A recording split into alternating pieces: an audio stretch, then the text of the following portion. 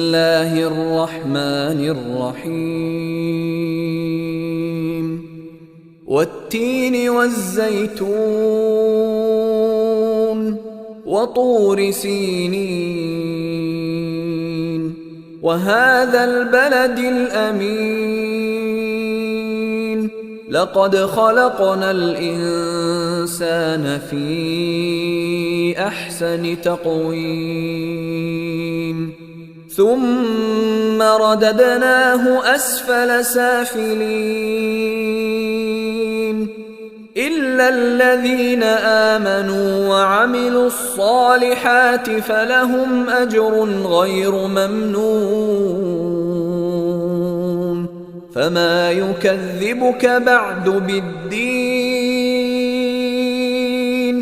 أليس الله بأحكم الحاكمين